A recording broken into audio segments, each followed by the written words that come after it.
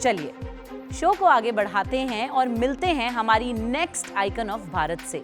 इन्होंने इस बात को झुठला दिया है कि कोई भी व्यवसाय शुरू करने के लिए आपको यंग होना चाहिए या फिर एक सही उम्र होती है कोई भी नया काम शुरू करने के लिए। अगर आप भी सीखना चाहते हैं कि कैसे आप अपना खुद का प्री स्कूल शुरू कर सकते हैं, कैसे आप इस बात को झुठला सकते हैं कि व्यवसाय शुरू करने के लिए आपको यंग होना चाहिए, आपके पास बहुत सारे पैसे होने चाहिए, तो मिलिए हमारी अगली आइकन से जो है संध्या लाबदे। आप सभी को मेरा नमस्ते। मेरा नाम संध्या लाबादाय है। मैं मुंबई से आई हूँ। मैं एजुकेशन सिस्टम की एंटरप्रेन्योर हूँ। मैंने कम से कम 10 साल अलग अलग स्कूलों में टीचिंग किया, एज कोऑर्डिनेटर वर्क किया। मेरा प्री स्कूल है जहाँ की 2 ब्रांचेस है। हर स्कूल में हमारे 250 से ज़्यादा बच्चे हैं।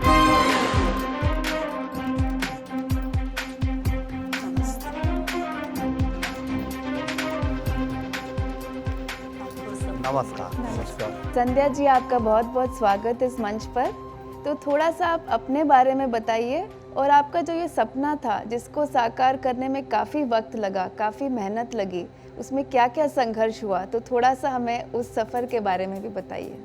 मेरी सफ़र जो थी 22 साल की उम्र में मेरी शादी हुई थी, मगर स्कूल जो मैंने अब स्टार्ट किया वो एज 50 पे स्टार्ट किया। एजुकेशन सिस्टम में 20 साल हुए मेरे, और पहले 10 साल मैंने जॉब किया। मैं प्रिंसिपल थी, कोऑर्डिनेटर थी, अलग अलग स्कूलों में करिकुलम प्लान करती थी। उसके बाद में एज 50 में मुझे ऐसे लगा कि मैं काफ़ी साल काम कर चुकी हूँ, अब मुझे कुछ खुद का करना चाहिए। तो प्री स्कूल जो था वो मेरा सपना पहले से था, तो मैंने मेरे 50 की उम्र पे स्टार्ट किया 2014 में। स्कूल में मेरे ऑलमोस्ट 250 बच्चे हैं। स्कूल का एक्चुअल एरिया जो है जस्ट 500 स्क्वायर फीट का है। जो सुबह 8 सवा 8 से जो स्कूल स्टार्ट होती है वो शाम को 8:30 तक चलती है। आफ्टर स्कूल एक्टिविटीज़ काफ़ी चलते हैं। वो आफ्टर स्कूल एक्टिविटीज़ में we have got almost 10 to 12 staff who keep coming. इस ड्रीम को सही करने के लिए it took a long time, क्योंकि मेरी जो शादी हुई थी 22 साल की उम्र पे, और मेरे हस्बैंड जो थे वो he was a chronic schizophrenic patient. क्योंकि मैं एक गरीब घर से आई, 5 भाई बहन थे, and my parents couldn't afford teaching. तो 12th के बाद में I started this journey of education, because my in laws were qualified people. They didn't mind कि भाई तुम जितना पढ़ना हो पढ़ो। तो मैंने मेरा BA किया 25 साल की उम्र में मैंने स्टार्ट किया, जब मेरी बड़ी बेटी जन्म में आई।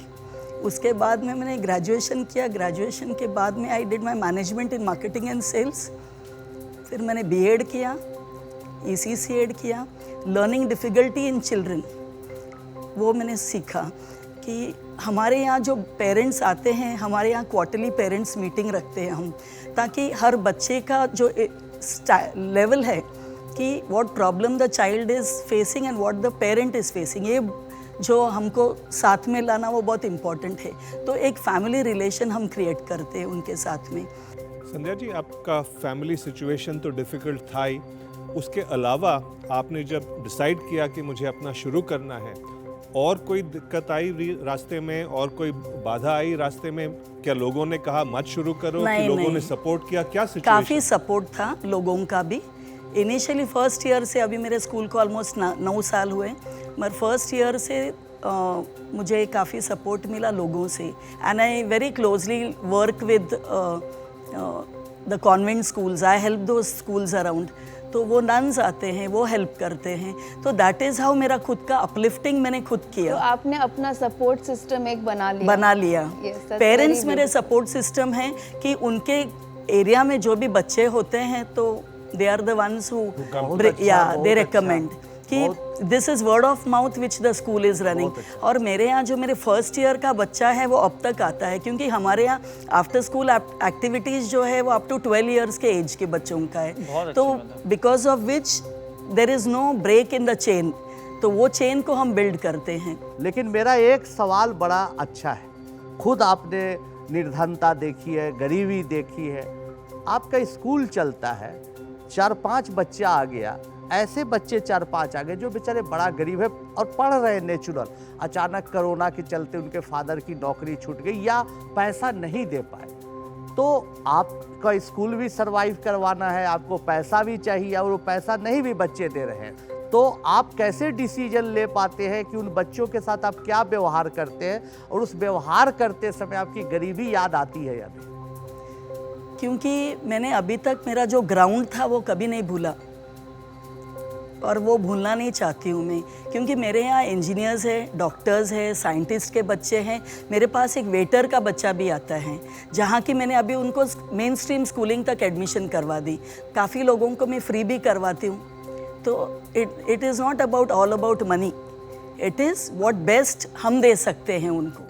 संध्या जी, मुझे बताइए, हमारे देश में महिलाओं का योगदान फॉर्मल कामों में कम होता है, वो घरों के कामों में होता है, बहुत सारा वो जगह उनका कोई भी, आई डोंट नो कि व्हाट इज द रीजन।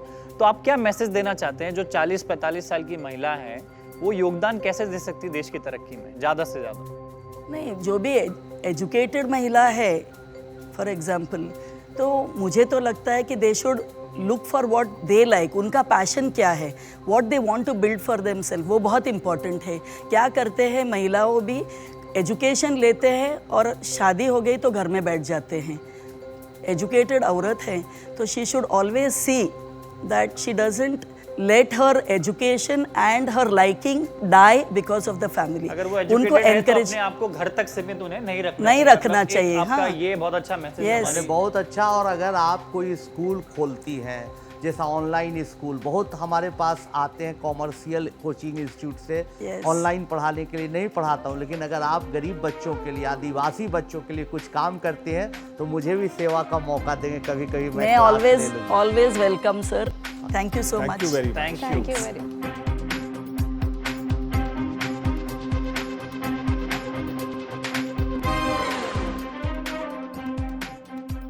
भारतीय प्री स्कूल बाजार 15,000 करोड़ रुपए का है। औसत लाभ मार्जिन 25% से 30% के बीच। इस काम के लिए बैंकों द्वारा डे केयर बिजनेस लोन, सरकार द्वारा मुद्रा लोन,